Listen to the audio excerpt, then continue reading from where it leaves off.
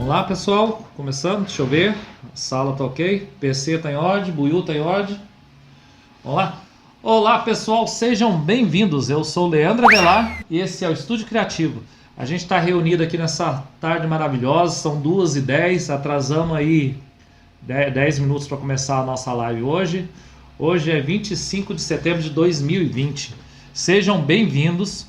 Essa é a 8ª live de 8. Então é a nossa última, o nosso último bate-papo sobre a questão dos processos que o nosso grupo adotou em sua trajetória para a criação de peça, de espetáculo. Durante essas últimas lives, as 7 anteriores, a gente falou sobre a Companhia de Teatro Estranhos Mamulengos, fundada em 1992. Apresentamos para vocês como a companhia nasceu, para onde ela foi. Falamos depois do núcleo Mestre Biribá, que é um núcleo voltado para cenografia, para iluminação, para a parte técnica do teatro, que a gente acabou se desdobrando, porque no grupo tem várias pessoas que trabalham com marcenaria, serralheria, com eletrônica, e essas pessoas vinham ajudar, e a gente acabou criando um núcleo específico para estudar a cenografia, a sonoplastia, os figurinos, só para essa parte, né? Falamos na nossa terceira live sobre o teatro de animação em si, o teatro de animação, o teatro de objetos animados. Passamos pelos estilos, quais são os estilos principais que existem, variações de um país para o outro, de uma região para o outro. Falamos bastante sobre o nosso teatro de animação brasileira, principalmente a popular, que era bem forte no país. Falamos as variações, a gente é uma companhia de teatro chamada Estranhos Mamulengos, mas a gente falou sobre o Babaú, o Casimiro Coco, nos outros estados, como são conhecidos por regiões do Brasil, a mudança de nome por região. Falamos também na nossa 4ª live sobre a estrutura social do mamulengo, que é aquela hierarquia que se cria dentro daquela cidadezinha que ele tem, as divisões sobre espiritual, humano, os santos, as divindades, os animais, os seres encantados. Falamos um pouco sobre isso, só que como esse foi um assunto longo, a nossa 5ª live foi continuação da estrutura social. A gente continuou falando sobre esse processo. Nessa 5ª live a gente apresentou para vocês os bonecos que tinham sido confeccionados, que a gente já confeccionou para a gravação do nosso espetáculo. A gente apresentou o elenco principal de boneco. Eu falei um pouco sobre cada um, como cada um se integra, né, ao enredo que a gente adotou para o nosso espetáculo. E essa foi 1, 2, 3, 4, 5, 6, né? E a nossa a nossa 6ª, a gente falou sobre criação de texto. Aí eu comentei com vocês qual é o processo que o nosso grupo adotou. Hoje nós temos um processo de criação coletiva de texto, enredo, mas ele foi criando, eu falei para vocês algumas ferramentas que a gente desenvolveu para criar o nosso texto, nosso enredo, de uma forma que quando vai gravar o espetáculo, a equipe toda, todos os envolvidos, eles, antes sequer de ter as falas, eles já conhecem a história, já conhecem como ela vai ser narrada, as cenas que foi dividido. Então é um processo próprio nosso que a gente passou para vocês um pouco, espero que sirva para vocês, servir de referência. Tem um ônibus passando, mas eu acho que não vai atrapalhar a voz, porque o microfone ele segura bem isso daí, tá bom? E por último, na 7ª live, a gente abordou o tema economia criativa, que foi durante as 6 lives anteriores. As pessoas pediram se a gente podia falar um pouco sobre a oficina que houve. Lembrando que a oficina foi a oficina de economia criativa e o Teatro Mambembe. Qual a influência dela dentro desse teatro urbano, esse teatro popular, teatro de rua, o circo. Então a gente abordou, aí eles perguntaram se a gente podia abordar por que o nosso economia criativa e o Teatro Mambembe. Porque a oficina que foi dado, a oficina que foi a primeira, que abriu o nosso projeto, ela falou sobre a economia criativa. A gente pincelou, foi um curso, né, na verdade. Esse curso é certificado para as pessoas que participaram, que assistiram, se cadastraram. Eu falei na última, mas é bom ressaltar, lembrar isso daí. Pelo projeto, a gente não está mais emitindo certificado para quem assistir. Mas se você assistir, lá vai acusar para você. Você se inscreve no canal, você vai clicar no sininho, e se você assistir o vídeo completo, a gente recebe um alerta. Qual o usuário que fez isso. Se você tiver interesse, é só entrar em contato com a gente, vai estar aqui na bio. Você entrando em contato, nós podemos emitir para você o certificado, mas aí em nome da companhia com os nossos parceiros, mas não mais pelo projeto, que o projeto tinha uma data prevista para isso, ok? E hoje, na nossa 8ª live, a gente vai fazer o quê? Eu vou, como foi pedido bastante durante o processo, e a gente foi apresentando algumas peças nossas, que a gente vai compor, eu vou apresentar para vocês umas 3, 4 peças da exposição online, que também está o link na bio. Essa daqui é a exposição de lendas e mitos. A gente tá, conforme vai criando os personagens, a gente vai renovando a galeria, aumentando a galeria. Mas ela tá lá sempre permanente online, ok? Vocês estão convidados a ver. E eu falei que tem a outra exposição, que a outra era Tia Duda, 43 anos de história, que foi um prêmio também que ganhou, que a gente ganhou, a Tia Duda ganhou. E nesse prêmio a gente construiu o quê? Construiu cenas do cotidiano do Vale do Paraíba, cenários, pequenos cenários que apresentavam a cultura local, as crenças, o simbolismo, aquela pracinha que você vai no interior, que tem a igrejinha lá no fundo. Esses detalhes dessa vida que existe aqui no Vale do Paraíba, que ainda é muito presente, essa origem caipira. Então a gente fez essa exposição porque conta a história dela, que veio de Minas. E ela retrata o Vale do Paraíba a partir da visão dela. Essas cenas mostram-se como que ela se apaixonou por aqui, pelo Vale do Paraíba, e ela trouxe a cultura dela para cá e se implantou na cidade, colaborou com o nascimento de vários grupos, vários trabalhos. Então eu vou apresentando algumas peças. Durante o processo de apresentar as peças, eu vou fazendo comentários e aí eu continuo falando um pouco sobre o trabalho dela. E se sobrar um tempo, no final eu vou dar uma pincelada sobre algumas outras perguntas que a gente tem, que o pessoal foi fazendo e que foi registrado. Tá ok? Só lembrando vocês, eu falei, eu acho que eu não lembro se foi na quarta, a partir da quarta ou quinta live, eu comentei sobre o trabalho de gravação do espetáculo de Mamulengo, que o espetáculo a gente vai dividir em 10 capítulos e fazer como se fosse uma novelinha. A gente chegou até a anunciar ele, a gente chegou a anunciar esse trabalho no nosso Instagram, no nosso Face, nas redes sociais, no site. Só que a gente começou o processo, criamos bonecos, começamos o processo de gravação. A gente teve um membro do grupo nosso, infelizmente pegou o Covid, mas graças a Deus está bem já. E teve parentes de outros familiares que moram no mesmo ambiente que pegaram. O que aconteceu? A gente infelizmente vamos ter que atrasar esse processo do projeto, mas a gente está encerrando hoje a nossa live. Estamos em setembro. A gente acredita que em novembro ou no mais tardar dezembro a gente pega de volta o processo de ensaio, porque não dá. As lives, a oficina, a gente até consegue fazer para vocês conseguirem seguir o cronograma, que foi o cronograma que a gente se comprometeu com o PROAC. Mas eu já vi que o PROAC também ele já aumentou o prazo, o que não é novidade, né? Porque no ano anterior também já tinha começado essa bagunça, também já tinha dado um prazo para as pessoas. E eu sei que não é só nosso grupo que realmente não conseguiu cumprir o prazo. Então a gente vai começar a ensaiar mais tardar em novembro, dezembro, damos início. E eu tinha falado para vocês que a gente ia colocar a primeira cena, mas como a gente vai refazer o processo de ensaio, porque a gente só começou. Então eu pretendo janeiro, fevereiro no máximo, a gente está apostando aí o primeiro capítulo. E postou o primeiro, a gente vai fazer um por semana, a gente vai estar colocando no ar para vocês. Lembrando que todo o nosso material está à disposição, pode ser compartilhado, pode ser baixado, você pode usar em sala de aula, você pode usar em partes dele. A gente só pede que você mande para a gente um oi, mande um e-mail ou uma mensagem no WhatsApp, dizendo, eu sou de cidade tal, eu estou usando, vou usar para isso, só para a gente catalogar, assinar aqui, para a gente saber que o material está sendo útil para vocês. Tá bom, pessoal? Eu vou dar uma pausa aqui agora, vou tomar um café, a sala está aberta, a gente tem aqui o Paulo César, temos o mestre Buiú, que está junto com vocês na sala, dando essa assessoria. Vocês podem estar aí acessando as salas, fazendo perguntas, vão conversando entre vocês.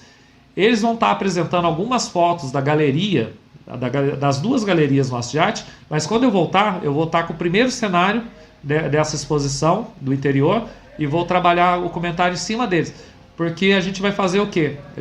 Na hora que eu apresentar esses mini cenários, vocês vão entender a correlação deles com a forma que a gente trabalha no nosso teatro de animação e que a gente reproduz nas obras de artesanato. Gente, só um minuto, vou aproveitar que está descendo um vendedor ambulante aqui e a acústica nossa infelizmente ainda pega o som de fora. Eu vou dar essa pausa, vou beber uma água e já volto. Fique com Deus, é só esperar aí, hein, gente?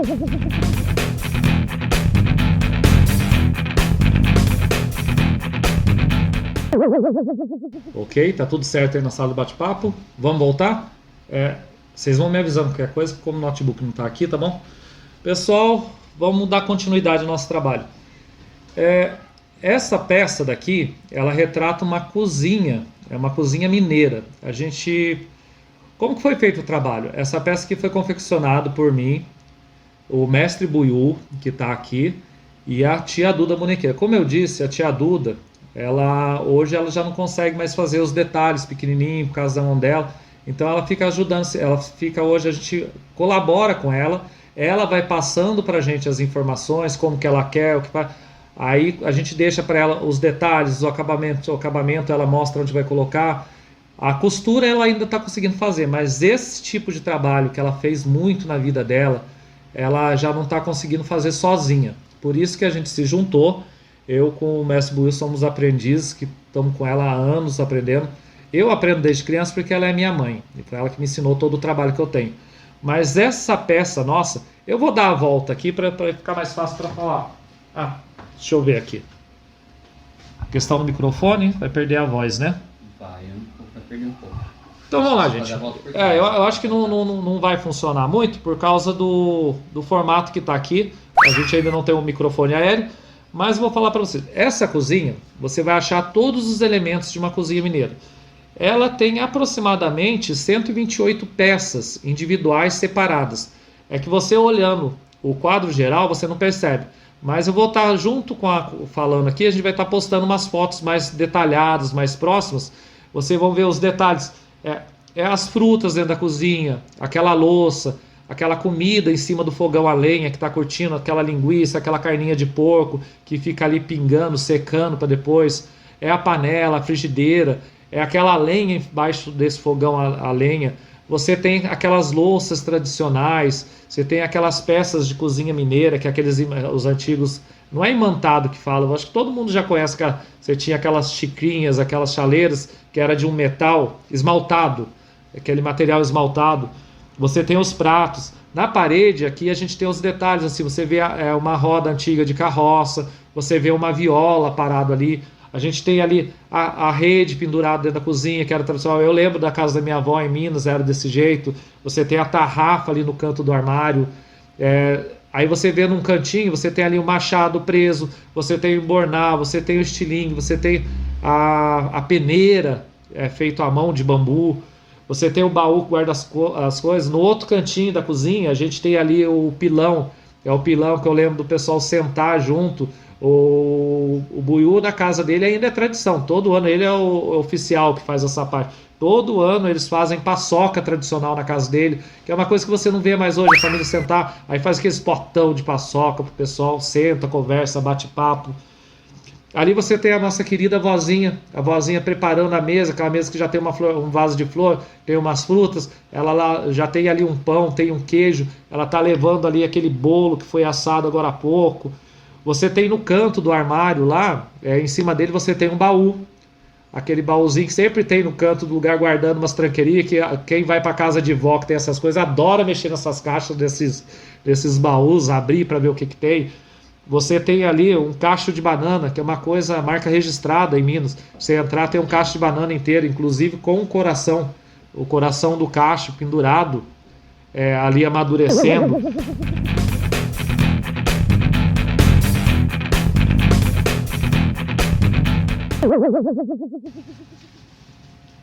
Ok? Podemos começar? Pessoal, a gente deu uma pausa, que eles deram uma sugestão aqui, da gente mudar o lado do cenário para ficar mais fácil de eu estar vendo as peças comentando com vocês. Mas voltando, como eu estava falando, nas fotos ampliadas, lá na galeria tem foto de maior qualidade, você pode acessar a nossa galeria e você pode ampliar para ver os detalhes. Porque são são pequenas, você tem as frutas, os detalhezinhos, sabe, minúsculos. É uma peça que você fica um tempo parado em frente dela, aproveitando, olhando. Como eu parei da outra vez que eu ia falar, você tem ali o altar nessas casas de roça mineira, no sul de Minas principalmente, você sempre vai encontrar ou na quina da casa ou em cima da porta de entrada da cozinha, você vai encontrar uma imagem ou da Nossa Senhora, ou o de um santo. É tradição daquela região. Você encontra também ali na nossa porta, você vai ver, tem uma ferradura, tem aquele chapéu pendurado que a pessoa chega e pendura. Você tem um rolo de corda, você tem o chicote para quando você sai com a carroça ou com o cavalo, aquele chicotinho de lado. Você tem a tradicional espingarda de roça que a gente vê naqueles filmes do Mazzaropi, para todo lado quando você pega um filme do interior. O chão, a cor da parede, essa cor que você quer no barro, quando a casa ainda é feita de taipa. Então esse amarelo é um amarelão natural de argila que você usava. Você tem o chão de vermelhão, que é aquele chão que principalmente vó, aquelas tias mais velhas, ficava passando pano o tempo todo, que aquele negócio brilhava, parecia um espelho. Mas sempre aquelas cores fortes, né, cores vivas. Aqueles tapetes no chão, tapete bordado.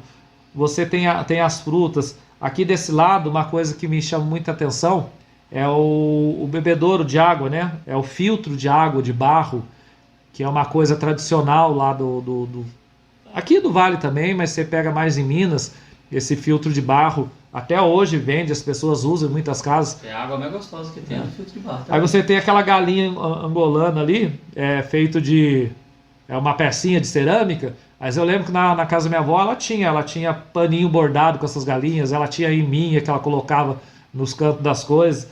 Você tem o lampião. O lampião é uma coisa essencial na roça, quando você mora na roça. O tempo evoluiu, hoje já não se usa mais, mas é difícil você ver uma casa tradicional que você não encontra um lampião.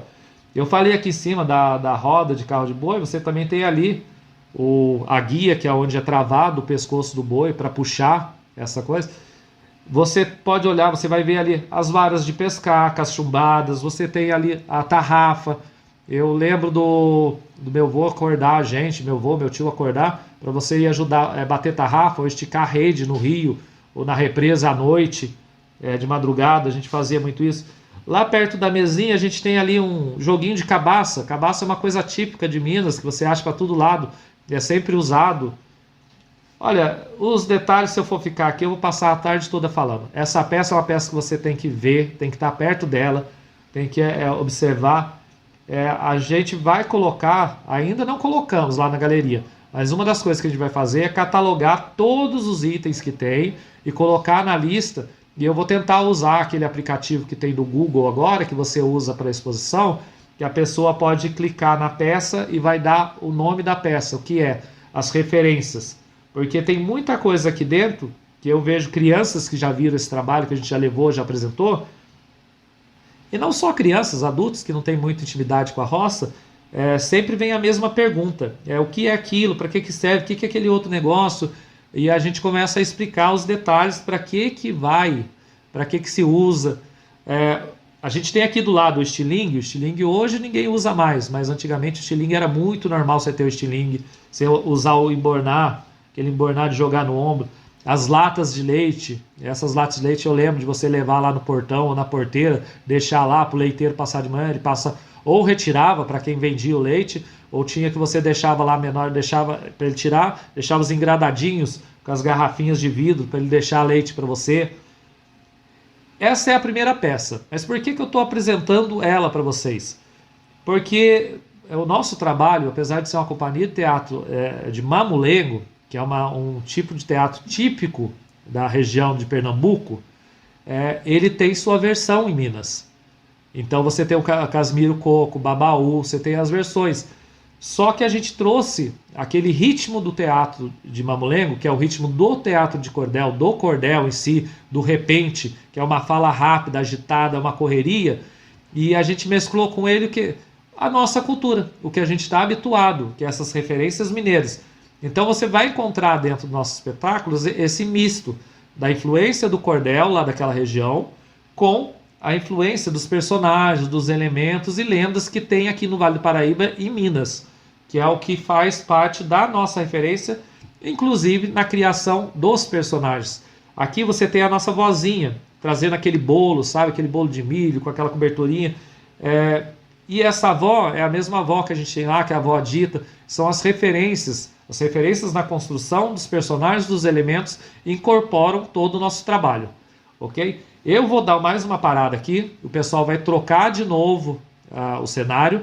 Eu vou passar mais um cenário que dá tempo para falar mais um pouco com vocês, uma referência de outra marca registrada da região. Então isso daqui seria uma típica cozinha mineira, ok? Me dá só um minutinho, o pessoal tá aí na sala, só pra gente trocar aqui, tá bom? Só um segundo.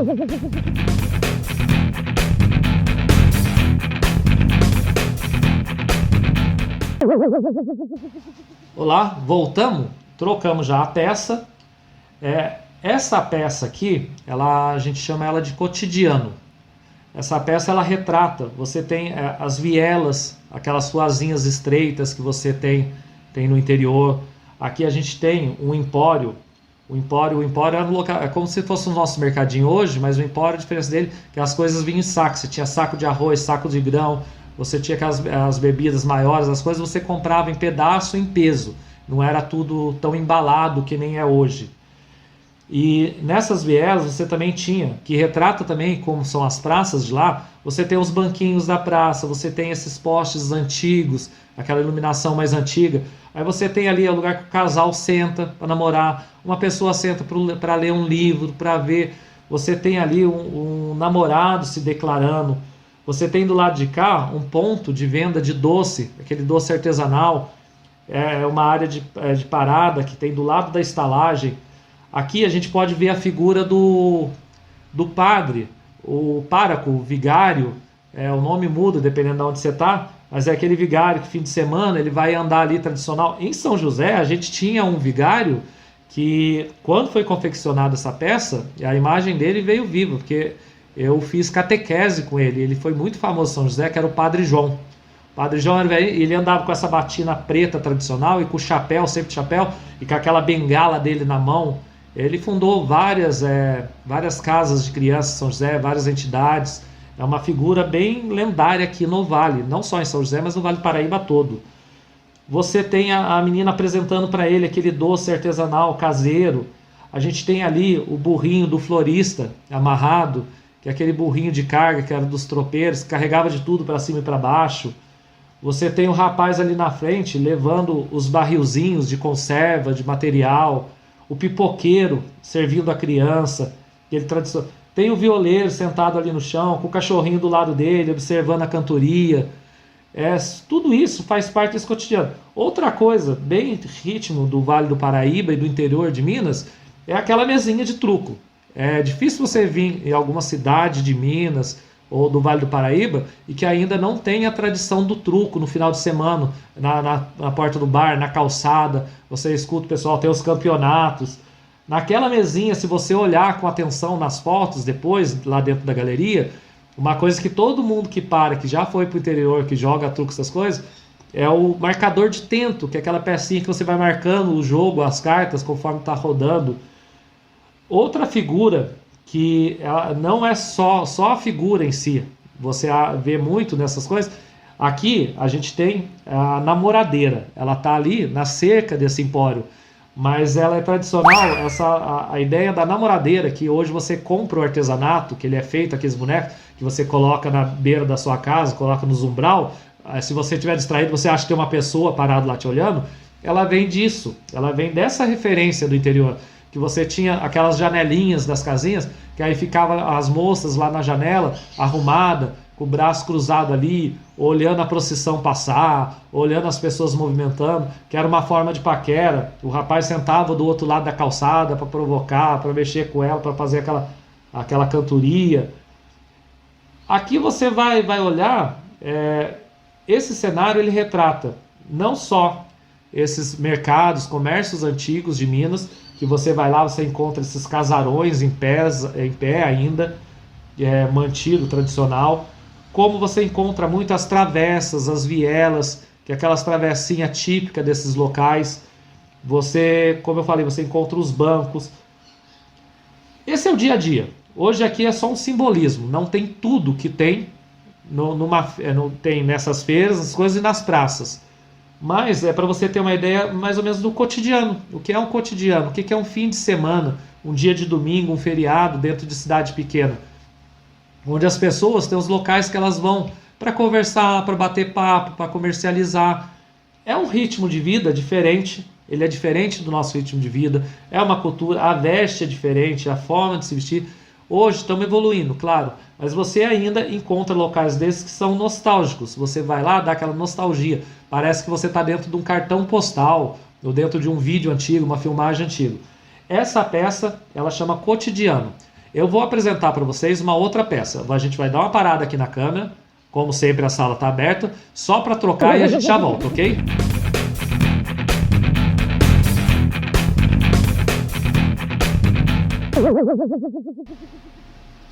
Pronto, pessoal, voltamos aqui com a nossa terceira peça que eu vou estar apresentando para vocês.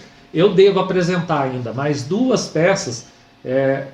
Com essas 5 já vai dar para você ter aquela ideia, uma pincelada da correlação entre o tipo de artesanato que é feito pela bonequeira Maria Zilda, a tia Duda, o tipo de composição, os objetos, as peças, como que ela cria os cenários e como ela tem na mente dela a infância dela, tanto de Minas e quando ela veio para o Vale, essas referências, detalhes que ela trouxe junto com a obra artística dela, porque a obra artística dela é toda focada na tradição mineira, na infância dela, na vivência, nas cidadezinhas pela qual ela passou, e isso se reflete dentro da nossa companhia. E o grupo todo é do Vale do Paraíba ou de Minas. A gente é dividido, eu sou nascido em Minas, em Passa Quatro. Aí tem outros que são aqui do São José mesmo, que são os Piraquaras que a gente fala. Mas o grupo todo faz parte dessa região. E tem essa influência vindo de casa, das histórias do pai, da mãe, do vô, dos tios, lembrando a roça, os detalhes. Aqui a gente ainda tem a tradição dentro de casa da comida típica mineira, daqueles elementos que enfeitam a cozinha. Essa cena aqui é uma cena que eu gosto. A minha mãe, a tia Duda, ela fala que antigamente eles chamavam de interposto. Era locais em que paravam, que é onde chegavam os tropeiros vinham, eles iam amontoando as cargas que vinham ou lá do porto, material que vinha do porto, e também tinha os que traziam material das fazendas. Era o local que eles acumulavam. Nessa cena não foi feito a loja, que seria como se fosse o nosso, como que eu posso dizer, que a gente tem em São Paulo, como se chama os grandes distribuidores que a gente tem aqui no Vale? Que vende as frutas, que o cara que da feira vai... Tipo Ceasa? Então, o Ceasa. Em São Paulo você ainda tem lá no Mercadão, você vê um pouco desse espaço. É que o Mercadão hoje ele virou uma feira de passeio, o Mercadão de São Paulo. Mas antigamente ele tinha essa função. Era o lugar que chegava material de todo canto para revender na capital. Aqui você tem uma carroça típica de entrega, do entregador, que roda a roça, o interior ali. Você tem aqui exemplos de frutas, hortaliças, materiais, você tem caixote de despacho, você tem as sacas, saca de feijão, de batata, de milho, você tem aqui o funcionário carregando os barris, esses barris transportavam de tudo, você tinha barril com vinho importado, você tinha com azeitona, você tinha com grãos, todo esse material. Aqui você tem as latas típicas, em casa ainda eu tenho algumas, aquelas latonas que eu não sei se vocês já viram, eram umas latonas grandes, que elas vinham com óleo dentro, óleo, gordura. Na casa da minha avó era tradicional o quê? A gente sempre gostava de ir lá, na cozinha onde tem o fogão a lenha, sempre ela deixava a latona, aí tinha umas latonas grandes de quase 18 litros, cheio de banha. Então conforme matava um porco, ficavam os pedaços dentro da banha. Você chegava, o fogão a lenha sempre está aceso. Aí tem a chapa, a gente fisgava lá com aquele garfão, fisgava um pedaço, jogava em cima da chapa, dava aquela fritada. Parece que eu estou sentindo o cheiro até hoje. Fala, PC. Você falou da banha, a questão do coisa, servia também para conservar, né? Sim. Era usado como tipo de conservante também. Né? Não só, né? Uma das coisas, como a maior parte das casas não tinha geladeira, a geladeira foi vindo depois, e quando lançou era muito caro para o pessoal do interior, a banha era uma forma de você conservar a carne. Por isso, porque você matava um porco, tinha pouco que você tinha 200 quilos de carne, chegava quase 200 quilos aqueles porcão gigante, mas mesmo assim vai que dê menos, você pega 50 quilos de carne, é muita carne. Então era uma forma de conservar, durava ali 3 a 4 meses dentro da banha. E era um processo muito... E as que não davam para ficar na banha, fazia o quê? Ou salgava, para fazer o tal da carne seca que a gente conhece, aqui as conservas. Fazia, no interior eu lembro de ver o meu tio, minha avó fazendo também os embutidos, né? Alguns transformavam em embutido, que é o que a gente conhece como salame, as variações do salame, aquelas linguiças que são curtidas também, era uma forma de conservar o material. Outra era defumar, você tinha alguns tipos de produtos, fazia a defumação dele para conservar, guardar. E uma cena também que usa bastante, que é essa daí, que é que eu amo, até hoje eu vou, minha madrinha e padrinho estão morando lá em Minas, e na casa deles ainda tem isso, que eu amo. É chegar lá em cima daquele fogãozão de lenha, eu me deparar com aquelas linguiças temperadas, pedaço de porco, essas coisas, que fica lá, como fica aceso o fogão, a lenha fica aceso o tempo todo, ele fica lá pingando aquela gordura. Você corta uma linguiça daquela, você come do jeito que você tira de lá, você não faz mais nada com ela, só tira lá, você sai mastigando. Uma coisa lembrando disso, que eu sinto muito saudade da época da minha avó que era viva, que eu até brinco com meus filhos que eu falava que era o chiclete de roça. Minha avó lavava as tripas, ela lavava a tripa bem lavadinho, aí salgava a tripa e pendurava em cima desse varal, em cima do fogão a lenha. E ela ficava sequinha. Aí a gente passava lá, o moleque morava com ela, passava, você cata aquela tripa e sai mastigando. Você passava o dia inteiro mastigando aquele negócio. E é uma cena que me lembra muito, assim, que eu sempre, como eu posso dizer, sempre vem à cabeça quando eu sinto saudade dela, do interior, da casa. Mas continuando, esse aqui é o nosso entregador típico. Você tem aqui os cavalos, você tem os arreios, você tem o tradicional. A carrocinha é legal você ver na foto, que ela tem os detalhes dos eixos. A gente tem outras peças com outros modelos de carroça que ela tinha outras funções. Mas essa charrete de entrega, eu sou fã dela. Que eu lembro muito de sair pendurado disso daqui. Mas é isso, gente. A peça vai estar lá para vocês verem. Eu vou, de novo, a gente vai desligar a câmera aqui comigo e eu já volto que vamos pegar a próxima peça, que é uma outra referência, ok?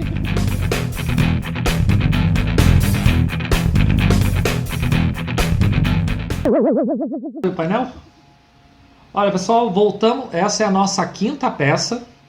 Eu falei que ela tem uma grande importância dentro do trabalho, assim como essas 5 que a gente escolheu, né? Porque cada uma representa uma área dessa cultura, dessa tradição que a gente traz, que a gente incorpora, a gente tenta manter incorporada no nosso trabalho. Antes de eu falar dessa peça em si, um detalhe que você, se você reparar, você vai achar em todas as nossas peças. São os fuxicos, os detalhes em fuxico. Fuxico e retalho mesmo, colcha de retalho, porque isso tem uma tradição grande. E hoje, como eu falei para vocês, a tia Duda, ela já não tem mais aquela habilidade que ela tinha com a mão de confeccionar, mas ela ainda faz essas coisas pequenas, principalmente de costura. Então, da mesma forma que eu apresentei os bonecos, que eu falei que vem para ela coloca o cabelo, coloca os adereços, com a roupa. Hoje a Giane ajuda ela, né, que é a nossa produtora, faz junto com ela esse trabalho. Mas fuxico é uma coisa típica aqui do Vale do Paraíba. Você encontra em todas as cidades. E a colcha de retalho, ela vem lá de Minas, ela é tradicional de Minas e também passou pelo Vale do Paraíba, porque o Vale do Paraíba você tem região que praticamente é Minas. Em São José, como a gente está em São José, eu sempre cito a cidade, você tem ali a região da região norte. Lembra que eu falei numa das peças que quem nasce do lado de lá do Rio é Piraquara. A gente tem aqui o bairro do Santana. Quem nasce ali, ali é mineiro. A composição do bairro, as portinhas e janelas encostado na calçada, as ruas, é um dos primeiros bairros da cidade, antigo. Ele é a mesma coisa que você está visitando uma cidadezinha de Minas, no interior. Pode falar. Você está falando da cidade, questão de São Francisco Xavier também, né? É município de São José dos Campos, né? Mas praticamente você está dentro de Minas, apesar de uma que é a serra ali entre o sul de Minas, né? É direto e é muito parecido lá com Minas Tech. Ele está falando de São Francisco, que é subdistrito de São José dos Campos. São Francisco ele é área de preservação. Acho que 90 ou 92% do território lá é área de preservação. Ele é subdistrito de São José. É um lugar maravilhoso, cheio de cachoeira. A cidade é um charme, é linda. A parte cultural da cidade, então a cidade é usada muito para cultura, para evento. Então o turista vai lá para isso. Você tem um monte de restaurantes de comida típica feito no fogão a lenha ainda. Você tem uma série de cachoeiras famosas, conhecidas, que as pessoas vão no fim de semana passar o dia lá inteiro. É uma cidade que vale a pena visitar. Do lado dela você tem ali Monteiro Lobato, que também é a mesma coisa, a cidade, outro charme. E se eu for ficar falando de charme, cidadezinha aqui, você tem aqui Quiririm, que é uma colônia italiana, que tem a festa de Quiririm, que é a festa das massas, uma vez por ano. Para quem gosta de massa e cultura italiana, vinho, é uma das melhores festas que você vai encontrar aqui nessa região.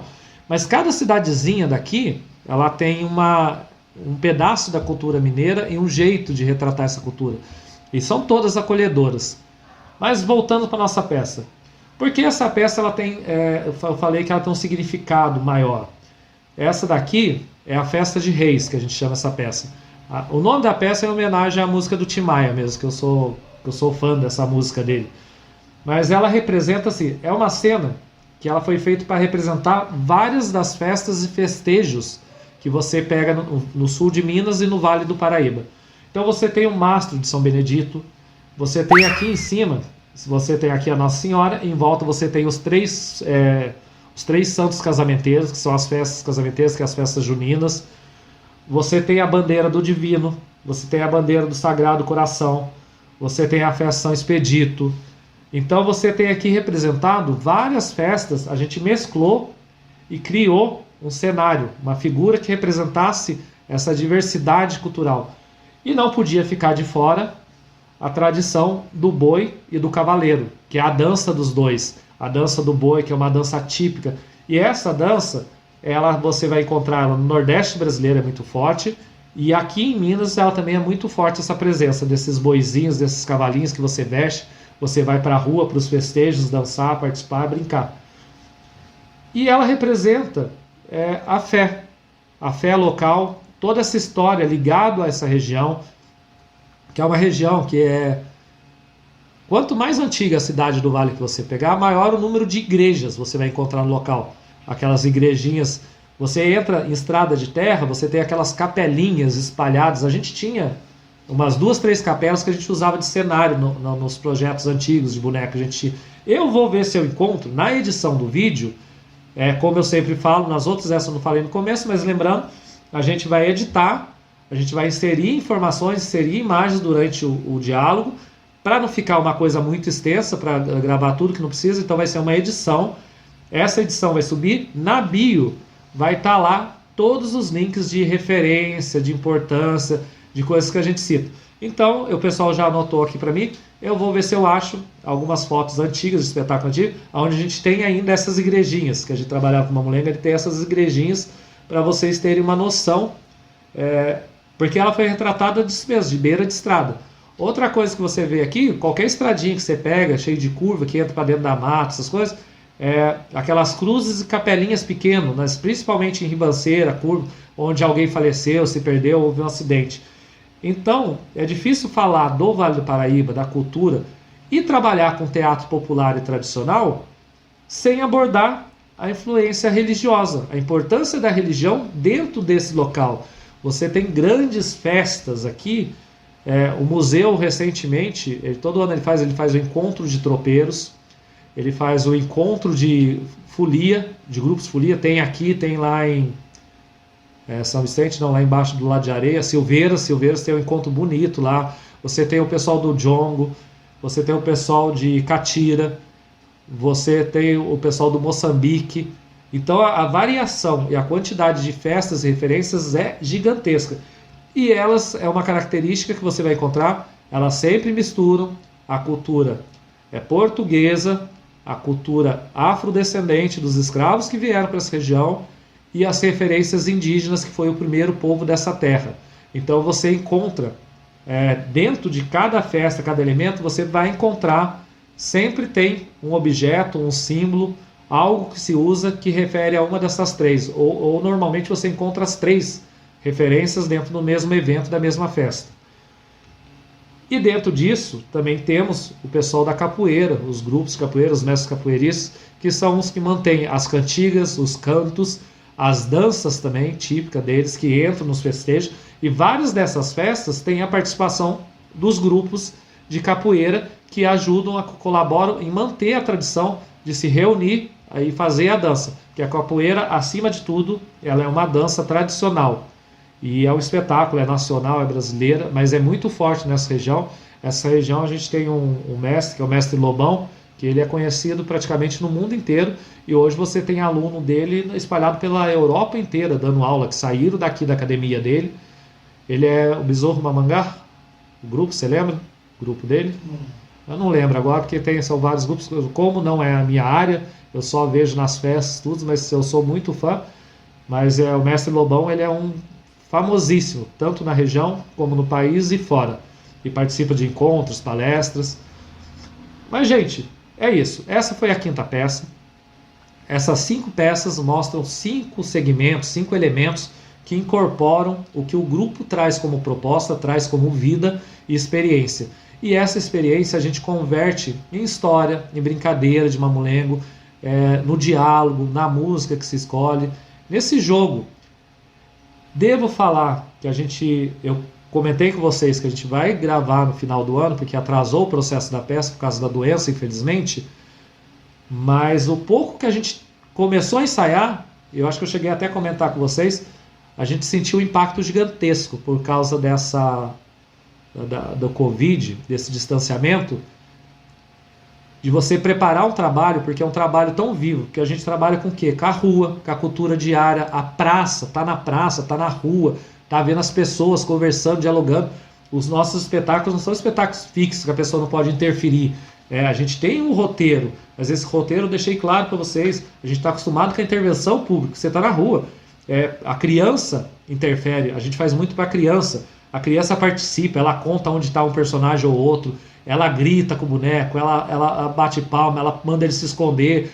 Então você aprende, por isso que diz que o mamulengo ele é brincadeira de mamulengo, é brincante. Quem faz o mamulengo é o brincante, é quem trabalha com o boneco. E é uma brincadeira mesmo. E essa brincadeira, ela compõe todos esses elementos que a gente apresentou para vocês aqui hoje. Eu acho que hoje a gente já falou bastante. Acho que eu não vou nem dar intervalo. Dá para segurar mais um pouquinho aí nas salas. Vamos já finalizar. Vou dar uns últimos, pontuar alguns detalhezinhos. E a gente passa já para finalizar esse processo das 8 lives. Em primeiro lugar, eu gostaria de agradecer muito vocês que estão acompanhando esse trabalho, acompanhando os nossos canais, nossas redes sociais, esse apoio que vocês estão dando para a gente, pessoal que está dando retorno dos materiais que a gente está disponibilizando. Quem não recebeu ainda o certificado da oficina, entre em contato que a gente vai providenciar e despachar para você. Aqueles que assistiram depois, é só mandar o e-mail que foi cadastrado lá quando você fez o cadastro no canal, porque por lá a gente consegue ver o acompanhamento da oficina. No site, lembrando assim, eu preciso assim, você vai entrar no site, lá no site ainda está disponível, você vai encontrar lá em programas, dentro da aba programas vai estar o projeto, vai estar lá o Tesouro dos Mamulengos. Você clicando no final da página que vai abrir, você vai ter o formulário de inscrição da oficina. Se você assistiu depois que a gente fez o processo do pessoal da oficina, que emitiu o certificado, é só você entrar lá, preencher, porque ainda está ativo aquele cadastro. Quando você preencher ele, você preenche ele, o e-mail você tem que ser o mesmo que você assistiu o vídeo. E você tem que lembrar que você tem que estar seguindo o canal, porque aí lá no site o programa vai informar para a gente que você assistiu. Aí a gente vai poder te emitir o certificado, como eu expliquei. Então a gente agradece do fundo do coração a participação, quem teve aí. Esperamos que vocês possam aguardar só mais um pouquinho para comecinho aí de 2021, no máximo em fevereiro a gente vai soltar o espetáculo, que a gente está ansioso para fazer também. É claro que o espetáculo vai ser uma adaptação como animação, que já estava no projeto, que a gente ia aproveitar a ideia do online para fazer isso. A gente só não pensou que o trabalho ia ser tão difícil por causa da sinergia, daquele contato com o público, que é o que eu estava citando para vocês, que faz muita falta, mas estamos tentando fazer o melhor possível. Então eu espero que vocês também acompanhem o espetáculo quando a gente postar ele, ok? Gente, de coração, muito obrigado. Eu acho que por hoje vai ficar aqui. Pessoas fizeram algumas perguntas, bastante pergunta, na área de economia criativa, perguntas bem específicas sobre um segmento ou outro.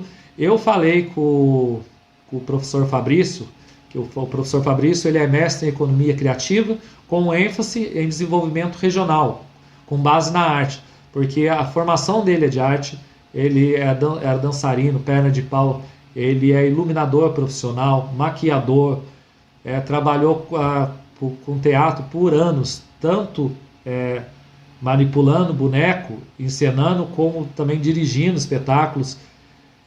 Ele terminou o mestrado dele, então é o foco dele. Eu falei para ele que teve bastante pergunta, ele já se disponibilizou. Você pode pegar ou na bio os nossos contatos ou no site. Se você mandar a pergunta, eu vou passar para ele, ele vai responder individualmente de acordo com o que for perguntado. E de qualquer forma ele sugeriu pegar essas perguntas que já tiveram para ele fazer uma espécie de saque com as principais perguntas ligadas à economia criativa. Então ele vai fazer lá um checklist dos principais, para depois a gente postar também. Mas o que você tiver dúvida e não tiver coberto dentro desse contexto, você pode entrar em contato com a gente. Deixa eu ver. No nosso site, lembrando vocês que a gente tem vários outros trabalhos, essas peças estão lá na galeria, tem aquelas outras peças que a gente... Ô Bui, eu pedi um favor, você consegue passar aqui e pegar aquela peça que estava para mim, que estava no começo aqui? Vale, só um minutinho, ele vai pegar a peça. Aqui eu sempre esqueço, né, gente? Aqui. Essa peça estava quando a gente começou hoje a nossa live. Ela estava ali. Isso daqui é um circuito de exposição, que é do projeto Tia Duda, 43 anos de história. Que ela retrata o cotidiano e as influências da vida dela dentro do trabalho dela como bonequeira, de todos os gêneros que ela faz e do artesanato dela. Esse daqui já é um outro trabalho que veio depois, que é o trabalho sobre lendas e mitos, mitos do Vale do Paraíba. E o foco era representar personagens envolvendo as 3 influências brasileiras que a gente falou bastante, a portuguesa, a africana e a indígena. Então a gente foi escolhendo personagens, a gente está criando, hoje a gente já está com um acervo grande dessas peças, mas vão continuando, já falei várias vezes, a gente está continuando, independente do projeto, que o projeto tinha uma cota a ser confeccionado. Nós fizemos, cumprimos as exposições, o que tinha de ser feito, hoje está dentro do nosso acervo, mas nós continuamos criando. Sempre que sobra tempo, a gente vai criando um novo personagem e arquivando. Esses personagens que vão sendo arquivados, eles estão à disposição para a escola que queiram visitar ou agendar antecipado, pode ir pelo nosso site pedir. Você, artista, se quer ter uma referência, quer ver, também está convidado. Esse personagem, eu não vou lembrar agora o nome indígena dele, porque esse daqui é o bicho-papão indígena, é a versão indígena do bicho-papão. Mas ele é um personagem bem legal. Você pegar as lendas, as histórias, lá no site, na galeria, vai estar... Eu só não lembro se eu coloquei lá a lenda dele completa. Mas todos, a gente, se não tiver ainda, a gente vai estar inserindo um resumo. E lembrando disso, eu também falei que a gente está fazendo uma série de vídeos de 1 minuto que está sendo postado no nosso Instagram e no nosso Face. Mas eu devo abrir um canal dentro do site, na área da galeria, que são vídeos de 1 minuto que apresentam peça por peça e narramos a história dessa peça. O básico do conto, né, da lenda dela. E é uma referência legal esses vídeos para você usar com um aluno, se você é professor, você usar em sala de aula para mostrar para a criança, porque ele é pequenininho e ele é feito com personagem animado, porque a gente agora está começando a engatinhar, estamos nos arriscando a criar personagens que a gente tem a ideia de desenvolver esses personagens nossos e começar a fazer desenho. Não só os bonecos em si, físicos, mas como fazer historinha com eles em desenho. Então a gente está aproveitando, criamos lá um apresentador, e esse apresentador animado é o que está contando essa historinha. O vídeo tem 1 minuto certinho. Tá lá, estão convidados. O site ainda tem a Biblioteca do Saber, que eu vou citar de novo aqui, porque ele é bem importante para quem trabalha com projetos, que tem ideias, independente do segmento. Lá a gente tem um acervo gigantesco de projetos. Se você entrar dentro do programa que a gente usa para manter a biblioteca, ele também tem, você fala associado, você tem lá canais de comunicação com outras pessoas que também estão usando o material e estão lendo. Você também pode colaborar, enriquecer, subir material para essa galeria, como você pode fazer o download. Lembrando que todos os projetos que estão lá são de domínio público, são projetos que já foram aprovados em leis, que depois que foram aprovados receberam recurso público, então eles foram disponibilizados. A gente só faz o quê? A gente só junta, arquiva num lugar só. Tem vários projetos nossos, a maior parte deles estão completos, você vai encontrar inclusive as planilhas financeiras, planilha... cronograma de execução, que são algumas referências que para quem está começando, está elaborando projeto, são passos mais difíceis. É claro que são projetos do passado, mas mesmo assim, com base na leitura, com base no cronograma e na planilha, você começa a ter uma noção de como foi que ele elaborou o preço, ou para um espetáculo, ou para um show, para você criar o seu. Temos também aqui na bio o link para aquela série de vídeos que eu falei, que são 22 ou 23 vídeos, de 5 minutos, onde eu destrincho, junto com a equipe, todo o processo de criação de um projeto, que a gente fez em parceria com a juíza, a doutora Vanessa, e com o empresário de São Paulo, Inácio Junqueira. A gente fez parceria com eles para um programa, né, que chamava Projeto Casa, que a doutora Vanessa trabalha com mulheres e famílias que tiveram algum problema, que foram parar na vara da família, ela cuidou. Então é uma forma dela ajudar essas mães, essas mulheres, a organizar as ideias para elas começarem algo sozinho, recomeçar a vida. Mas lá nós falamos especificamente, a nossa parte é especificamente falar de projeto. Então o jeito que o vídeo foi gravado serve para ela, para a ideia que a doutora Vanessa teve de colaborar com essas mulheres, mas serve para você que está escrevendo um projeto de educação, de cultura, de esporte, de lazer. A ferramenta é uma só. Então, se você vai entrar, vai ter a série de vídeos dentro da bio, vai estar escrito. E na bio também vai estar acesso à cartilha que nós criamos para esse trabalho, que é uma cartilha com roteiro, com comentário sobre como elaborar e criar. Essa cartilha nossa, se você pegar, ela é um pouco maior do que você vai achar para, por exemplo, mandar projeto para o PROAC, dependendo do segmento PROAC, algumas outras vezes. Por quê? Depois de 30 e poucos anos escrevendo projeto, a gente acabou criando essa ferramenta, porque essa ferramenta, assim, se você preencher ela do jeito que a gente montou, qualquer lei que você pegar, a única coisa que muda, eu citei numa das lives aqui, é a forma que a pergunta foi feita ou a localização da pergunta dentro do roteiro. Mas isso muda de lei para lei, de instrumental para instrumental. Então, se você preencher dentro desse que a gente criou, que é uma proposta para ajudar você, o que você vai fazer depois é Ctrl+C, Ctrl+V dentro do formulário da lei que você decidiu participar. Meu povo, acho que dessa vez a gente extrapolou o nosso tempo, falamos demais, porque ainda vai entrar algumas coisas dentro do vídeo, na edição. Mas espero vocês, assim que estrear a peça, acompanhe os canais, participe, veja os outros projetos, participe. No site tem todos os eventos, as nossas atrações, o calendário. Muito obrigado em nome da equipe que está aqui. Muito obrigado ao Paulo César, Mestre Buiú, ao Michel que não está aqui hoje, que esteve colaborando com a gente na parte de câmera, gravando, mas hoje ele não pôde vir. A produtora Giane, que também hoje não veio, mas ela sempre acompanha a gente nos outros trabalhos. A tia Duda, que é a nossa patrona, é quem deu o apoio para a gente. Lembrando que o estúdio está dentro da casa dela, que está sendo transformado num pequeno museu do trabalho dela. E devagar a gente está regulamentando o espaço. Em breve a gente vai ter a visita aqui da Ângela Savastano, que é a diretora do Museu do Folclore. Ela vem para acompanhar e ver o espaço, e a gente vai fazer um trabalho, se Deus quiser, junto com eles, para expor todo o nosso trabalho num dia do Museu Vivo. Então, gente, meu beijo, meu abraço, meu agradecimento em nome de todos. Fiquem com Deus e viva a cultura!